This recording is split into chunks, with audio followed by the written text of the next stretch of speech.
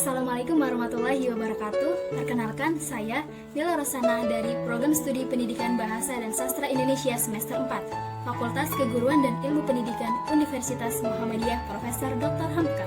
Baik, pada kesempatan kali ini, saya ingin membagikan laporan hasil wawancara PLP 1, yaitu perkenalan lapangan persekolahan 1 di SMA Muhammadiyah Kota Tegal yang dilakukan secara daring.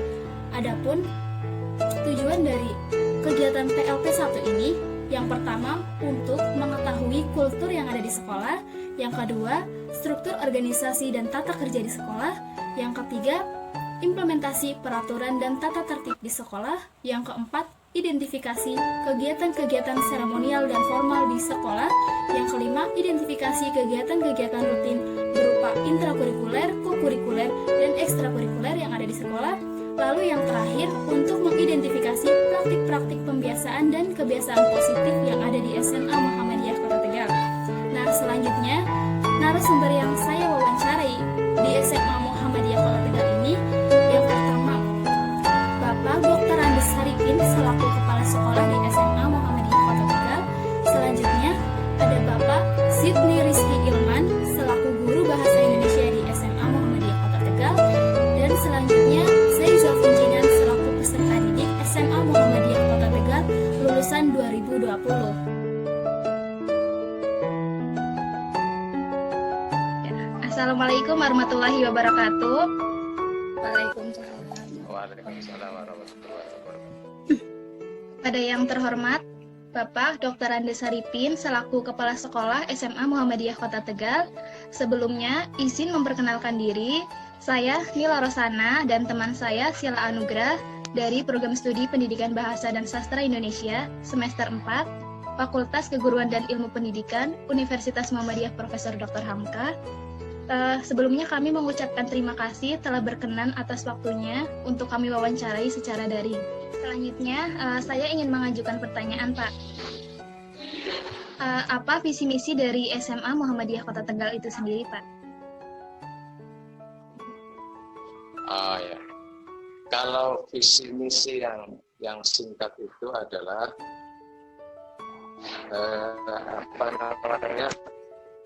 unggul dalam prestasi, mantap dalam akidah.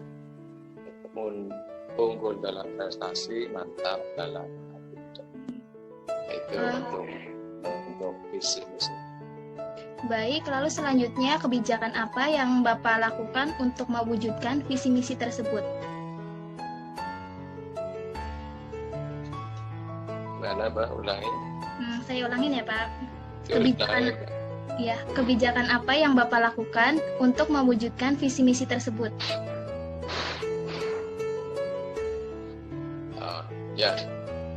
Jadi visi itu kan adalah sebuah mimpi yang tertulis. Misi adalah perwujudannya, upaya perwujudannya dari visi tersebut. Maka visi misi ini harus melibatkan semua stakeholder yang ada di SMA Muhammadiyah. Jadi melibatkan stakeholder yang ada di SMA Muhammadiyah, dari kepala sekolah sampai penjaga sekolah, kami libatkan agar program sekolah ini betul-betul. Maka semuanya diberi tugas dan tanggung jawab yang sama. Nah, penugasan ini karena biasanya visi misi itu dibuat di awal tahun pelajaran, nah, penugasan kepada stakeholder itu juga di awal tahun pelajaran. Kami berikan SK dengan rincian tugas masing-masing. Ini adalah yang sudah kita sepakati. Karena visi misi ini bukan visi misi kepala sekolah, visi misi sekolah. Tentunya karena sekolah melibatkan semua stakeholder yang ada, termasuk di dalamnya juga adalah peserta didik. Peserta didik pun punya bagian besar dalam rangka mewujudkan visi tersebut. Jadi semua kita kita libatkan di dalam melaksanakan atau dalam upaya untuk pertanyaan Ya. terakhir. Untuk pertanyaan terakhir, kegiatan-kegiatan seperti seremonial, rapat, briefing, dan upacara bendera itu, sistem pelaksanaannya bagaimana ya Pak selama masa pandemi saat ini? Ya. Untuk rapat tentunya kami harus saling koordinasi kepada Bapak Ibu. Tentunya harus ada kita selesaikan. Nah, untuk persoalan ini melalui rapat dan selama ini, karena kebetulan guru kami tidak begitu banyak, maka rapatnya pun seperti biasa hadir, tapi tetap sesuai protokol kesehatan, jaga jarak, pakai masker, kami siapkan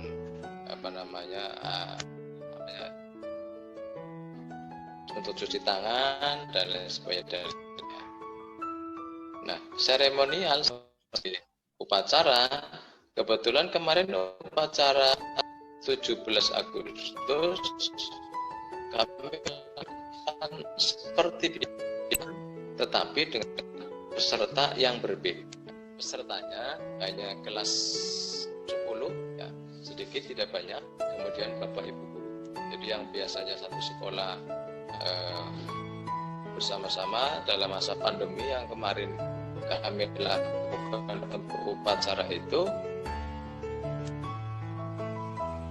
hanya perwakilan kelas saja, tetapi tetap dengan jaga jarak. Itu. Adapun kegiatan-kegiatan yang lain seperti misalkan pengajian yang biasanya kami lakukan secara bergilir, pengajian keluarga SMA Muhammadiyah, selama pandemi ini kami sementara tiadakan terlebih dahulu. Termasuk juga kegiatan-kegiatan kayak halal juga kemarin kami tiadakan dulu. Nah, harus antisipasi terkait dengan COVID-19. Baik Pak, selanjutnya metode apa sih yang Bapak gunakan dalam mengajar dan apa alasan Bapak menggunakan metode tersebut? Metode. Kalau metode, saya sendiri adalah guru mapel bahasa Indonesia, dan di dalam keterampilan bahasa Indonesia itu sendiri kan ada keterampilan menulis, ada keterampilan berbicara, dan itu semua harus dilatih di kelas sehingga memang siswa bisa meningkatkan kualitas diri mereka. Nah, pembelajaran yang saya lakukan sebagai guru mapel bahasa Indonesia tentu saya memusatkan pembelajaran kepada siswa. Jadi siswa itu saya berikan kesempatan untuk mereka mengeksplor kemampuan mereka mengeksplor keinginan mereka, dan konsep pembelajarannya pun sering saya tawarkan kepada siswa. Siswa maunya seperti apa nih, misalkan ada yang mau kelompok, ada yang mau individu, ada yang mau presentasi, ada yang sekedar untuk merangkum segala macam. Dan pembelajaran seperti itu saya selalu memberikan kesempatan siswa untuk mencoba memberikan pendapatnya. Pak, saya pengen yang ini ya, itu. Nah, dengan seperti itu saya harap siswa lebih antusias mengikuti pembelajaran untuk bahasa Indonesia. Selain itu, saya juga salah satu guru yang tidak selalu mengajar hanya di kelas saja. Kadang menggunakan fasilitas seperti perpus. Di perpus itu ada bagian yang bisa ditempati untuk mengajar. Kemudian selain itu juga saya kadang menggunakan audit ya Pak, istilahnya di sini Pak, audit. Kemudian kadang juga di lab komputer. Jadi ada berbagai macam cara, berbagai macam tempat yang itu bisa dijadikan variasi sehingga siswa juga tidak jenuh, tidak bosan, dan selalu antusias mengikuti pembelajaran. Seperti itu Mbak Nila dan Mbak Sheila. Sudah di atas gendeng Mbak Nila. Ya, saya ulangin ya Pak. Iya, silakan. Baik, pertanyaannya, bagaimana cara Bapak mengetahui tingkat pemahaman peserta didik terhadap materi yang telah Bapak ajarkan? Cara mengetahui tentunya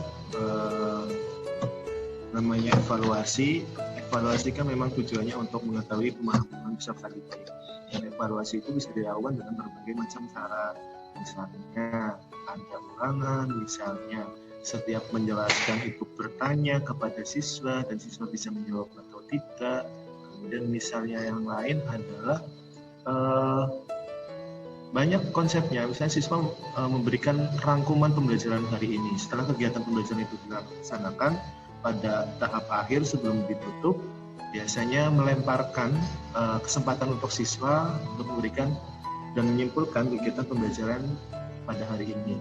Jadi ketika memang siswa bisa menyampaikan pesannya, informasinya, maka bisa dianggap pembelajaran itu bisa diterima. Ya, gitu. Tapi apakah dari pembelajaran sendiri peserta didik aktif dalam bertanya, Pak? Kalau aktif gimana ya? Kadang aktif untuk materi-materi tertentu, tapi kadang juga karena mereka masih bingung mungkin, atau penjelasannya dari saya kadang memang ada sesuatu yang langsung sudah dipahami sehingga mereka tidak langsung bertanya. Tetapi ketika ada materi yang menurut mereka mungkin tidak diketahui, biasanya mereka inisiatif bertanya. Dan saya selalu menekankan kepada siswa itu untuk tidak usah malu, tidak usah ragu, tidak usah takut, tidak usah merasa di hadapannya itu adalah momok yang menakutkan. Ibaratnya anggap saja ketika belajar itu seperti teman gitu, tapi ada batasnya. Jadi siswa kadang memang untuk orang-orang tertentu, untuk siswa-siswa tertentu itu cenderung aktif, tapi tidak semuanya tentunya. Apalagi? Baik, selanjutnya dalam pembelajaran jarak jauh ini, apa sih yang Bapak kendala apa yang Bapak temukan dan apa yang dapat Bapak tangani mengenai kendala tersebut? Bagaimana cara Bapak menangani kendala tersebut? Kalau kendala memang yang paling utama adalah ketersediaan alat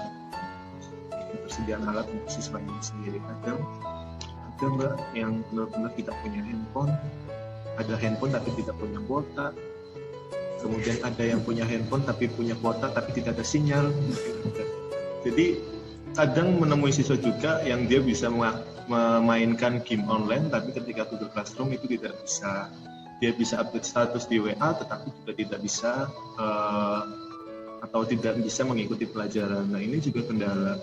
Dan saya kira hal-hal yang seperti ini pun dirasakan oleh semua guru yang sekarang mengajar melalui daring, karena kita tentunya berharap siswa itu tidak kemudian tidak peduli, tapi siswa itu harus peduli, harus peduli dengan tugasnya, harus peduli dengan tanggung jawabnya.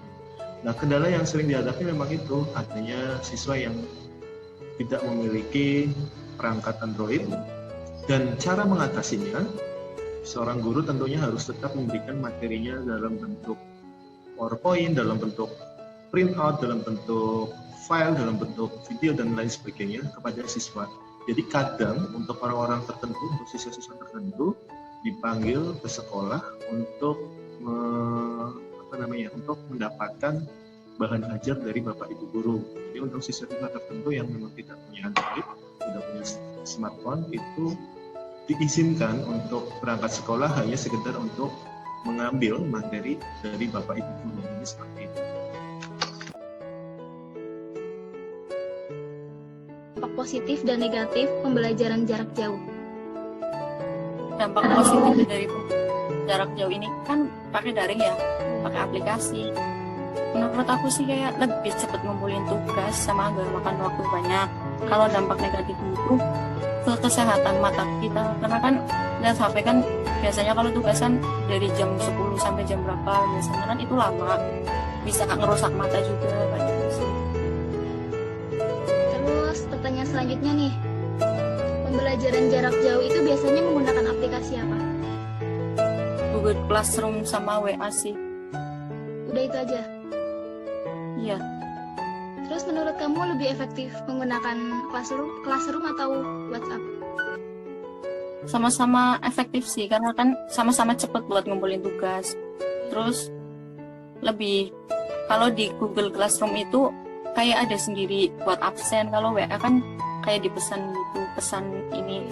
Kalau di Google Classroom memang ada buat soal, buat absen.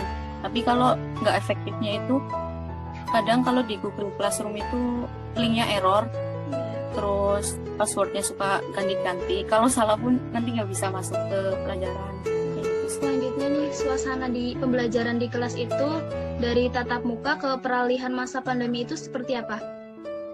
Yang kamu rasakan?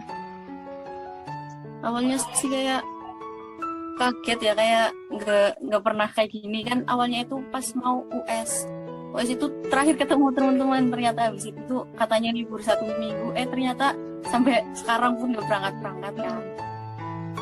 Sebenarnya kayak ngerasa udah bosen juga kan, udah ketemu sama teman-teman. Iya, saya ulang ya. Jadi ekstrakurikuler apa saja sih yang ada di SMA Muhammadiyah, dan ekstrakurikuler di SMA Muhammadiyah itu diwajibkan atau tidak? Kalau diwajibkan ada yang iya, ada yang enggak, karena kan ada yang sesuai keinginan kita. Yang diwajibkan itu tapak suci untuk kelas 1 sama marching band juga untuk kelas 1. Kalau futsal itu bebas, teater juga bebas, terus ada PBB sama PKS. Kalau PBB sama PKS juga dibagi 2, kayak barangkali ada yang mau ikut PBB, PKS sama PKS. Cuman ada satu waktu latihan PBB bareng-bareng kayak gitu loh. Selanjutnya pertanyaan terakhir nih ya. Menurut kamu bagaimana sih mengenai kebijakan UN yang ditiadakan? UN kan udah ada dari dulu ya, kayak UN itu buat kayak semangat buat belajar gitu. Tapi kayak kalau aku sih kayak UN ditiadakan itu malah ngerasanya siswa itu bakal kayak ngeremehin.